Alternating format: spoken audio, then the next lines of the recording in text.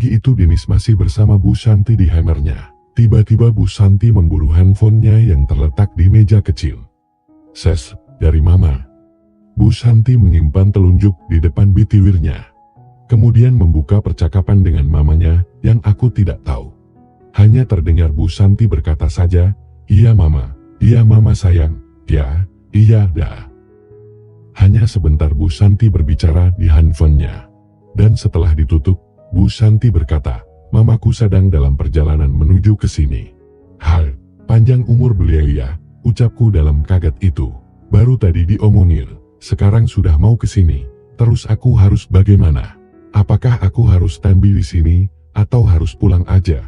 tanyaku.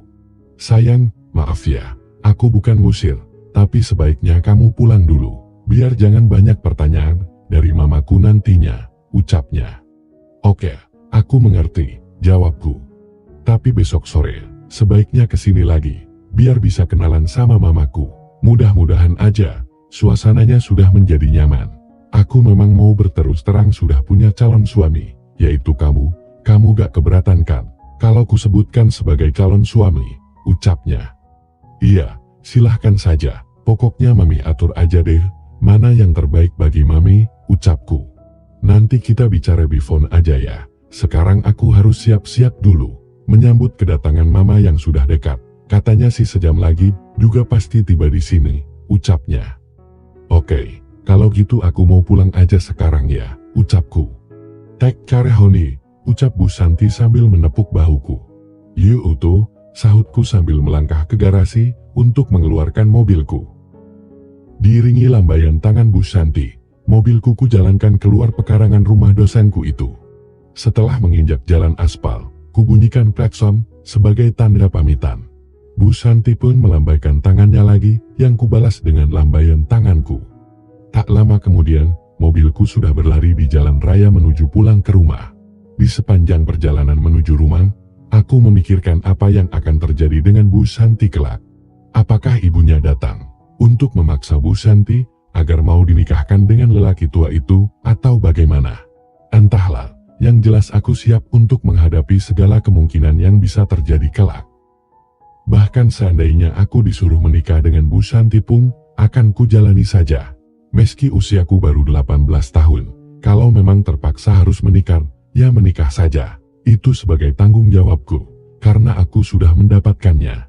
Meskipun hal itu atas keinginan Bu Santi sendiri, sebagai protesnya atas rencana perjodohannya dengan lelaki tua itu. Tapi kalau Bu Santi tetap harus menikah juga dengan lelaki tua itu, aku tak bisa merintanginya juga. Ya, apa yang akan terjadi, terjadilah. Setibanya aku di rumah, kumasukkan mobilku ke garasi. Tampak mobil Papa pun ada di garasi, membuatku ingat bahwa hari itu adalah hari Sabtu. Papa tentu tidak masuk ke kantor di hari Sabtu dan Minggu. Aku sendiri tadinya mau pulang besok, hari Minggu. Tapi karena mamanya Bu Santi mendadak mau datang, terpaksa aku mengungsi.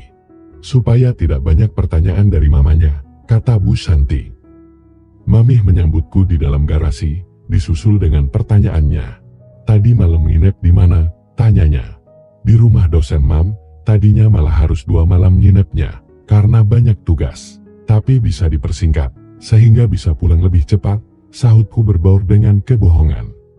"Papa terbang ke Medan lagi tuh nanti malam, barusan dijemput oleh mobil perusahaan, yang akan membawanya ke bandara," kata Mami. "Iya Mang," sahutku sambil tersenyum.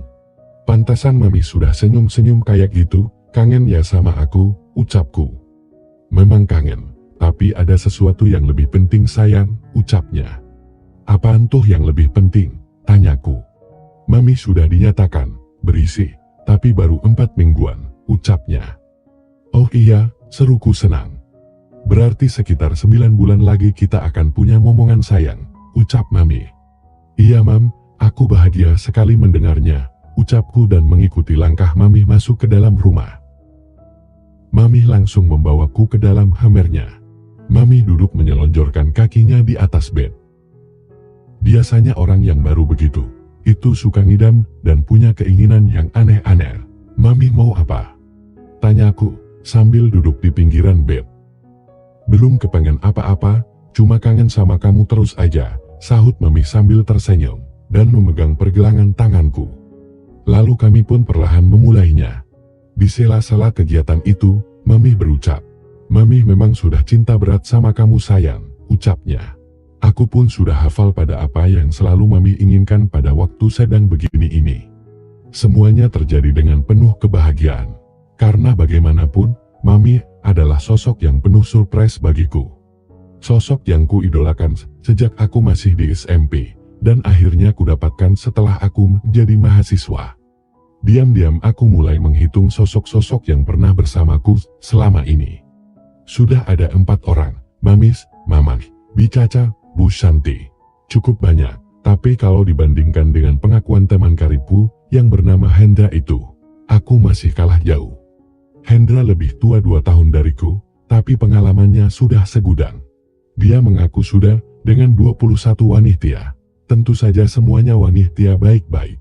Setelah aku dan Mami sama-sama mencapainya, aku masih sempat bertanya padanya, "Bagaimana sikap Papa setelah tahu Mami mulai demikian?" tanyaku. "Senang sekali, terutama dari kamu sayang, darah dagingnya sendiri," jawabnya. "Gak kelihatan cemburu sedikit pun?" tanyaku. "Kalau orang luar yang memberikannya ke Mami, tentu Papa bakal cemburu. Tapi karena yang memberikannya ke Mami putra kesayangannya, Papa malah tampak bahagia sekali," ucap Mami. Tiba-tiba handphoneku berdering, itu adalah WA dari Bu Santi. Karena bunyi notifikasinya aku bedakan dengan notifikasi dari yang lain. Tapi aku tak mau langsung membukanya, takut Mami menanyakan WA dari siapa, dan aku susah membohonginya. Setelah bersih-bersih dan berada di dalam kamarku, barulah ku buka WA dari Bu Santi itu. "Sayang, ternyata Mamaku sudah setuju kalau dirimu dijadikan calon suamiku, tapi dia ingin bertemu dulu denganmu. Besok kan hari Minggu, bisa kan datang ke rumahku pagi-pagi. Tapi ingat, jangan ngomong kalau kita pernah melakukannya ya." Begitulah isi pesan Bu Santi. "Siap Mam," jawabku singkat. Setelah meletakkan handphoneku di atas meja tulis, aku merebahkan diri sambil menerawang jauh ke depan. Aku memang sudah menyiapkan mentalku, jika pada suatu saat aku harus menikah juga dengan Bu Santi, aku akan menyetujuinya. Tapi setahuku, Bu Santi akan mengambil program S3 dulu, baru mau menikah. Ya, pokoknya aku akan mengikuti arus air saja, mengalir dari hulu ke muara. Gak rugi juga aku menikah dengan perempuan yang 8 tahun lebih tua dariku. Terlebih lagi, kalau mengingat bahwa Bu Santi takkan menyusahkanku. Karena dia sudah punya pekerjaan terhormat, sebagai dosen di kampusku. Sudah punya rumah, yang mentereng pula. Hanya mobil yang dia tidak punya, karena mobilnya dijual untuk menutupi biaya pembangunan rumah itu, katanya. Esok paginya, setelah sarapan pagi, aku pun mengeluarkan mobilku, menuju rumah Bu Santi yang terletak di luar kota itu. Ketika mobilku sudah memasuki perkarangan rumah Bu Santi, dosenku yang cantik itu sudah berdiri di ambang pintu depan, dengan senyum manis menghiasi bibirnya. Suasananya sudah benar-benar clear. Tanyaku setengah berbisik. Yang jelas Mama sudah menyerahkan keputusannya padaku sendiri. Gak maksa harus menikah dengan lelaki tua itu lagi, sahut Bu Santi. "Ayo masuk," ajaknya. Aku pun melangkah masuk ke dalam rumah dosenku itu, lalu duduk di sofa ruang tamu. Bu Santi masuk ke dalam, tak lama kemudian, dia muncul lagi. Lalu duduk di sampingku sambil menyerahkan sepucuk surat dengan amplop berlogo kampusku.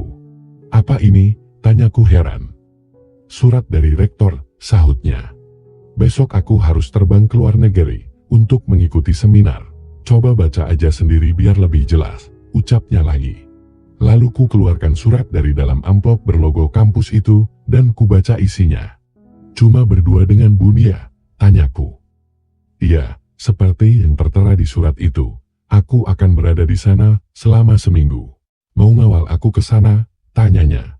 "Aku belum punya paspor. Lagian, kalau kuliahku ditinggalkan gimana?" ucapku. "Oh iya, begini saja, supaya hati Mama benar-benar tenang dan nyaman. Selama aku tidak ada, Papi tidur di sini aja ya," ucapnya. "Tidur di sini?" tanyaku.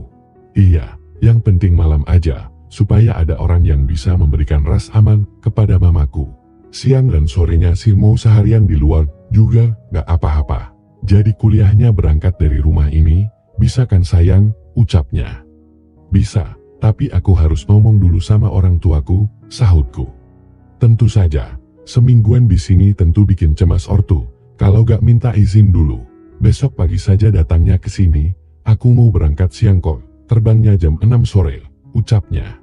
Mau diantarin ke airport, tanyaku. Gak usah, kan pakai mobil kampus, yang penting jagain mama, dan bikin dia kerasan di sini.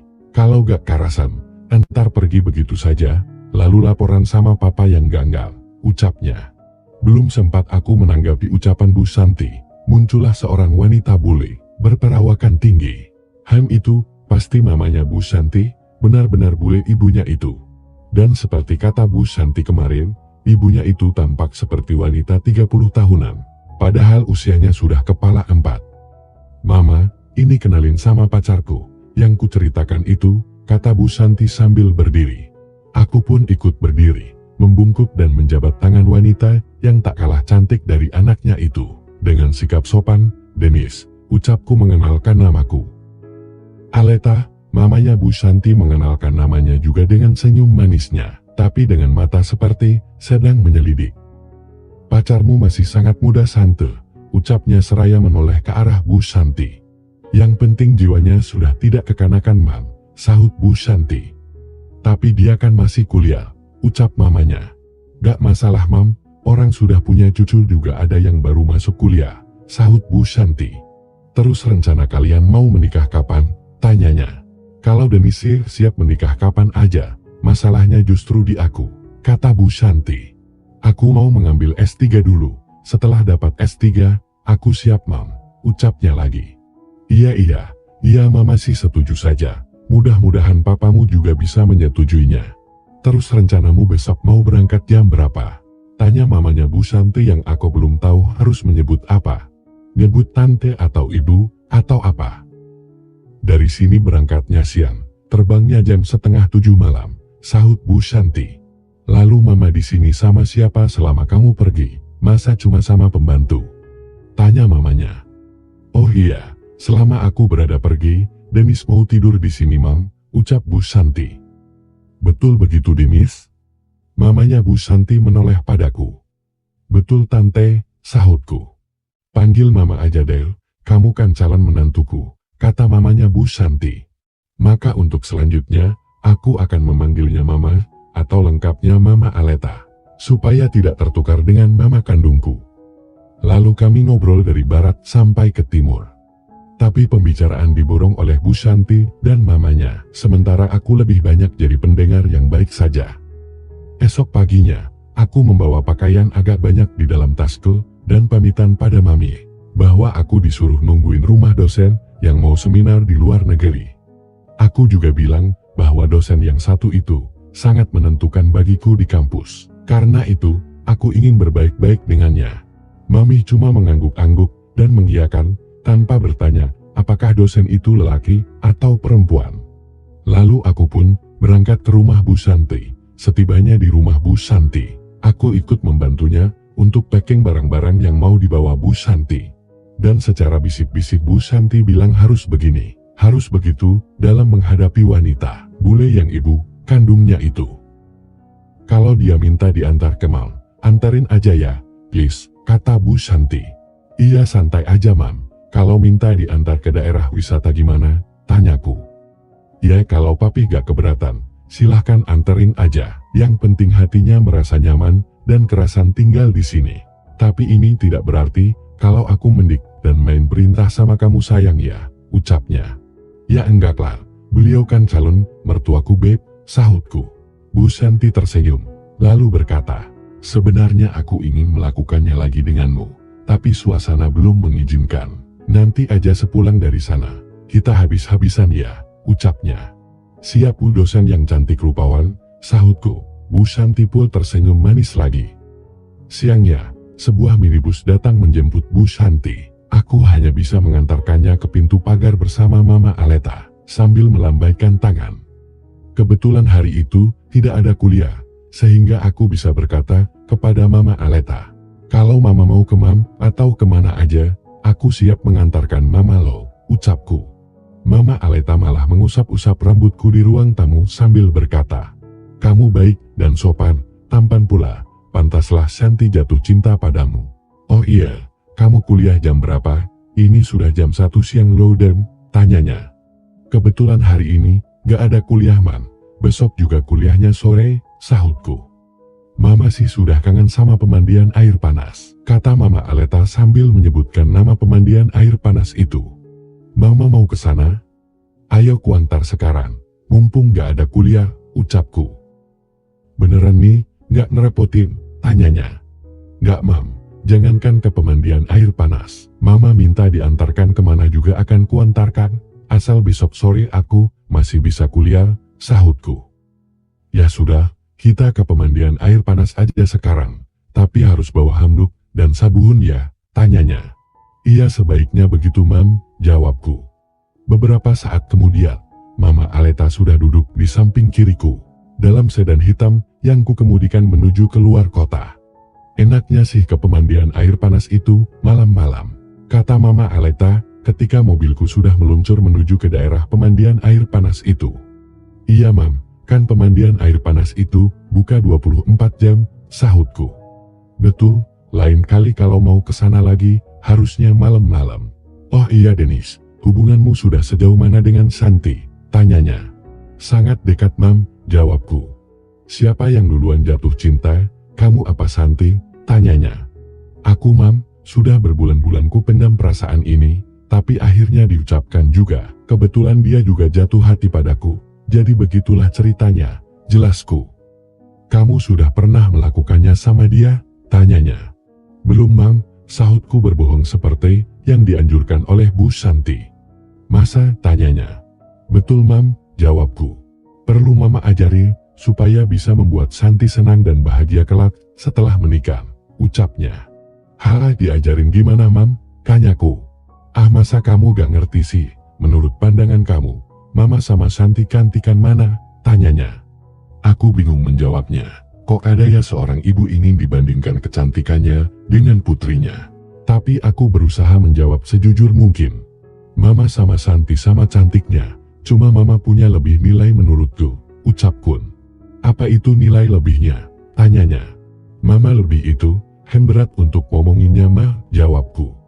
Alah cuma ditanya segitu aja pakai berat segala. Mama jadi penasaran nih, apa sih Denis? Tanyanya. Mama lebih menawan hati, jawabku. Oh iya, terima kasih ya, ucap Mama Aleta yang dilanjutkan dengan sebuah kejutan di TV kiriku. Tentu saja itu membuatku terkejut, lalu pikiranku jadi ngelantur kemana-mana. Lebih dari itu, Mama pun menggenggam tangan kiriku sambil berkata, nanti sepulangnya dari pemandian air panas, Mama ajarin kamu ya. Mau ngajarin aku dalam soal apa mam? Tanyaku ingin mendapat kejelasan. Dalam soal yang satu itu, kamu mau kan diajarin masalah yang satu itu, ucapnya. Teori atau prakteknya mam? Tanyaku. Dua-duanya dong, jawabnya. Wah, mungkin mama mau menjebakku. Mama ingin menguji kesetiaanku pada Shanti. Iya kan mam? Tanyaku. Mama tidak selicik itu Denis, bahkan kalau kamu diajarin prakteknya nanti, jangan sampai Shanti tahu, ucapnya. Pikiranku semakin tak menentu. Seandainya Mama Aleta punya niat yang sebenarnya padaku, tentu saja aku takkan menolaknya. Apa motivasi Mama, sehingga mau mengajariku dalam masalah itu? Tanyaku. Supaya kamu terampil nantinya, dan jujur saja, Mama juga membutuhkannya dari kamu, ucapnya. Jadi nanti kita harus ambil dan berikannya mam? Tanyaku. Iya, jawabnya singkat. Tak lama kemudian, mobilku sudah kuhentikan di areal parkir pemandian air panas mineral yang terkenal itu.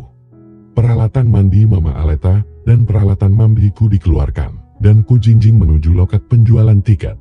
Aku mendahului Mama Aleta untuk membayar tiket masuk, karena jangan sampai beliau yang membayar. Setelah berada di dekat kolam renang air panas, aku bertanya pada Mama Aleta. Mau mandi di kolam itu, atau di hammer mandi yuk? Tanyaku. Mama Aleta menjawabnya dengan bisikan. Kalau di kolam kan harus pakai biji urenan. Mama gak bawa biji urenan. Di hammer mandi yuk aja ya. Mau pakai 2 kamar, atau 1 kamar mam? Tanyaku.